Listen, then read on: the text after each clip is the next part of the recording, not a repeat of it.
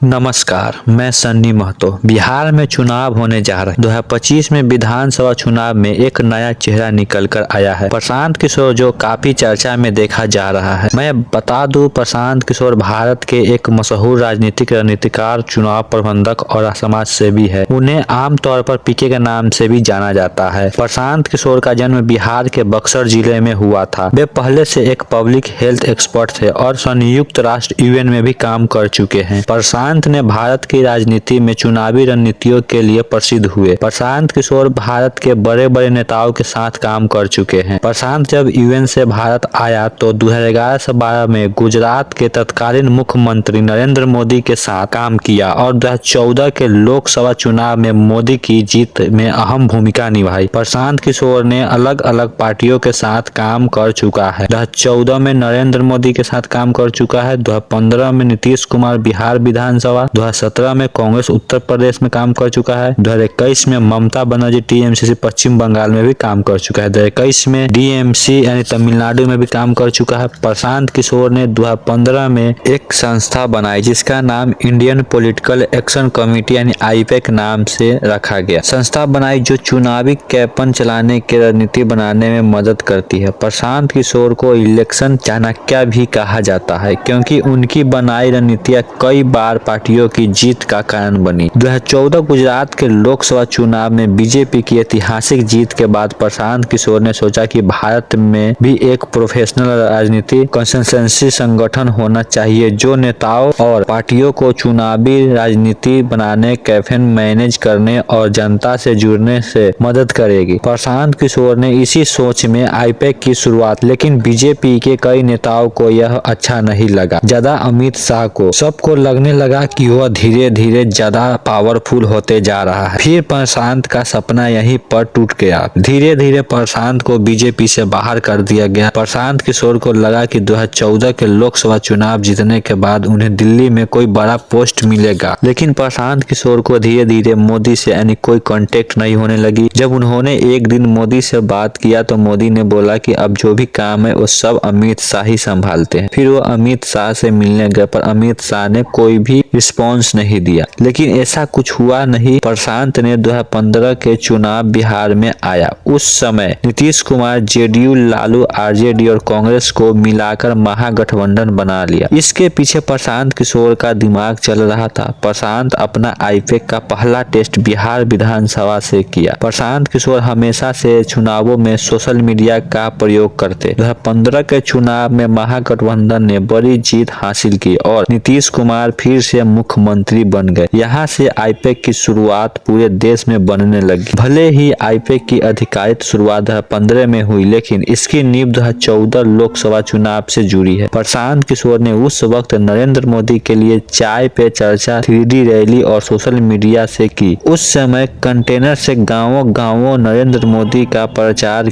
किया। फिर 2015 में बिहार विधानसभा चुनाव यानी जेडीयू आरजेडी कांग्रेस को मिलाया और पहला आधिकारिक चुनाव आईपैक ने नीतीश कुमार के लिए लड़ा। महागठबंधन ने बीजेपी को हराया और सरकार बनाई। 2017 में पंजाब विधानसभा के चुनाव में कांग्रेस को आईपैक ने कैप्टन अमरिंदर सिंह को पंजाब में जीत दिलाई और बड़ी भूमिका निभाई। उस वक्त पंजाब में कॉफी विद कैप्टन बहुत पॉपुलर हुआ, जो कि प्रशांत कुमार का ही दिमाग इसके पीछे चल रही थी। प्रशांत ने 2019 में भी आंध्र प्रदेश विधानसभा यानी वाईएसआर कांग्रेस में आईपैक के साथ काम किया। वाईएस जगन मोहन रेड्डी की पार्टी वाईएसआर कांग्रेस के लिए आईपैक में जमीन स्तर पर काम किया और प्राज्ञ संकल्पा यात्रा को सफल बनाया और जगन रेड्डी की जीत हुई और सीएम बने। टीडीपी की हार का सामना करना पड़ा। 2021 में भी पश्चिम बंगाल विधानसभा टीएमसी ममता बनर्जी के लिए आईपैक ने काम किया। बंगला निजर में किया निचाया, बंगाल अपनी बेटी को ही चाहती है जैसे नारे बनवाया प्रशांत किशोर ने। सोशल मीडिया से लेकर गांव गली सब तक कैंपेन चलाया। रिजल्ट बीजेपी की आक्रमण चुनौती के बावजूद भी ममता बनर्जी ने बड़ी जीत हासिल की। 2021 में तमिलनाडु विधानसभा में डीएमसीसी के लिए आईपैक ने काम किया और वहां डीएमसीसी की हार हुई और एमके स्टालिन मुख्यमंत्री बने। आईपैक सिर्फ चुनावी प्रचार नहीं करता बल्कि पूरे कैंपेन में एक कॉर्पोरेट तरीके से मैनेज करता है। आईपैक पर कई बार आरोप लगे हैं कि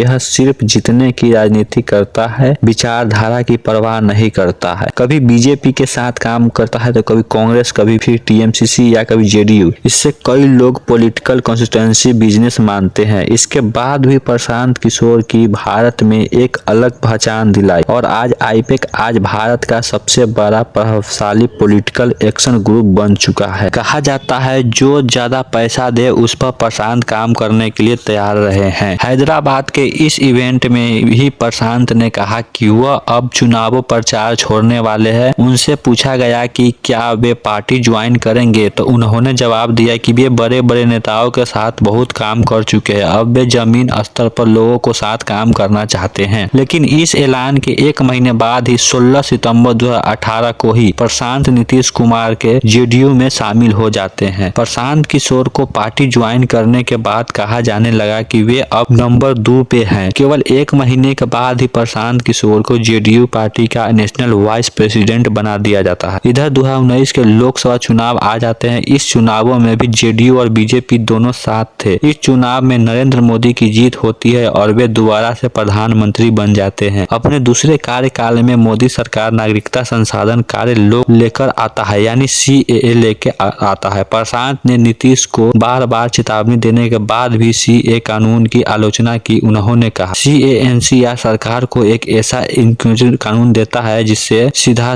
इसे सिस्टमैटिकली धर्म के आधार पर लोगों को टारगेट किया जा सकता है। प्रशांत ने नीतीश को भी एक पत्र लिखा जिसमें एनआरसी न लागू हो। प्रशांत और नीतीश के बीच मतभेद बढ़ जाते हैं। प्रशांत ने यह भी दावा किया नवंबर 2019 में एक पार्टी मीटिंग कहा कि बीजेपी ने उन्हें ह्यूमिलिटेट किया है, यानी अपमानित किया है। इससे प्रशांत और नीतीश की दरारें और बढ़ जाती है। जनवरी 2020 में नीतीश कुमार ने प्रशांत किशोर को अपने पार्टी से निकाल दिया। पार्टी से निकालने जाने पर प्रशांत ने कहा नीतीश उनका पिता समान है और उन्हें एक बेटे की तरह रखा है। वे उन पर सवाल नहीं उठाएंगे, लेकिन उन्होंने बीजेपी के साथ हाथ मिलाने पर नीतीश पर सवाल जरूर उठाया। प्रशांत किशोर कहते हैं नीतीश हमेशा कहते थे वे गांधी जेपी लोहिया को धोखा नहीं देंगे। वह गांधी के चंपारण 100 सालों आने के हो जाने के मौके पर ऐसे लोगों के साथ मिलकर सरकार चला रहे थे जो गोडसे के फिलॉसफी को मानते हैं। अब लेकिन प्रशांत किशोर कहते हैं हंसते हंसते उस मनीष कश्यप को अपने पार्टी में शामिल कर लेते हैं जो गोडसे को मारने की बात करता था और गांधी को गाली देता था। मौत पे जो है हम लोग गांधी के मौत पे हम लोग जश्न मनाते हैं। हम लोग अब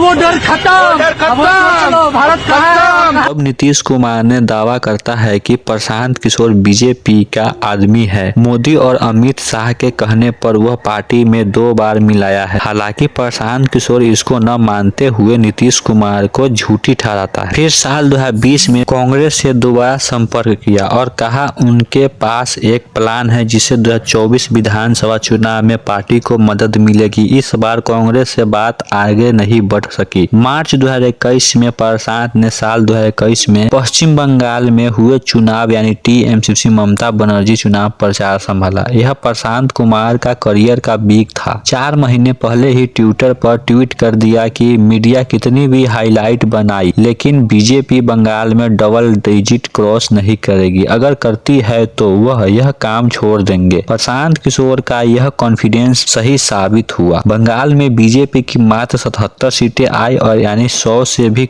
कम बंगाल के बाद प्रशांत ने फिर से कांग्रेस की चक्कर लगाने लगे। राहुल और प्रियंका के साथ 4 बैठक किए। 2 अक्टूबर 2024 को प्रशांत किशोर ने अपनी पार्टी लॉन्च कर दी जिसका नाम रखा गया जन स्वराज पार्टी। 2 अक्टूबर गांधी जयंती के द्वारा चुना गया था। 7 जुलाई 2025 को प्रशांत ने यूट्यूबर मनीष कश्यप को पार्टी में शामिल कर लिया। प्रशांत किशोर ने मनीष कश्यप को खूब तारीफ किए, कहा कि मनीष बिहार का बेटा है। मनीष कश्यप की भूमिका छोटी देख रहे हैं। मनीष कश्यप की भूमिका एमएलए बनने की नहीं है। मनीष कश्यप की भूमिका उससे बहुत बड़ी है। वो तो रास्ता है, वो तो बाई प्रोडक्ट है। प्रशांत किशोर की झंडे में गांधी है, लेकिन मनीष कश्यप की यह वीडियो आप देखेंगे तो आप जान जाएंगे कि वे कितने बड़े गांधी जो है। हम लोग गांधी के मौत पे हम लोग जश्न मनाते हैं। हम लोग अब वो डर खत्म, भारत खत्म वादी है। प्रशांत किशोर की पार्टी जन स्वराज मुस्लिम के नफरत से खिलाफ नहीं है और भाईचारों में यकीन रखती है। लेकिन मनीष कश्यप की वीडियो कुछ और कहते हैं। मनीष कश्यप के वीडियो के इन टॉपिक्स के देखिए। नमाज के बाद ही क्यों हो रहे देश में दंगे। यूपी में बुलडोजर किसी को नहीं सुन रहा, अपराधी मुस्लिम को कानून मुस्ताफिज माफ करे। दिसंबर 2024 में मनीष कश्यप ने ट्वीट करके कहा कि भारत की मुस्लिम कभी एक देश के लिए वफादार नहीं हो सकते। ऐसे ट्वीट मनीष कश्यप हमेशा करते रहते हैं, लेकिन प्रशांत किशोर को ऐसे उम्मीदवार से कोई दिक्कत नहीं हो रहा। प्रशांत का पूरा जीवन शैली इसी तरह से पूरा भरा पड़ा है। प्रशांत किशोर ने लालू यादव पर करप्शन का आरोप लगाया, लेकिन जगन मोहन रेड्डी पर 31 से अधिक आरोप लगे हैं, फिर भी उन्हें चुनाव जीतने की कोशिश किया। प्रशांत आज मुस्लिमों के सपोर्ट के लिए सिकवार होने का दावा करते हैं, लेकिन उन नरेंद्र मोदी को जिताने में वे दिन रात काम करते रहे। इनकी राजनीति शुरुआत की मुस्लिम आरोप से शुरुआत हुई। इन सब उदाहरण पर यही कहा जाता है कि या तो प्रशांत किशोर इन तथ्यों से जाम थे या वे इस सबके उनके लिए इम्पोर्टेंट नहीं रहा। नमस्कार, मैं सन्नी महतो। प्रशांत किशोर की कहानी यहीं पे होती है खत्म। लास्ट में मैं यही बोलूँगा दोस्तों, चैनल को सब्सक्राइब जरूर करें और वीडियो को लाइक जरूर करें।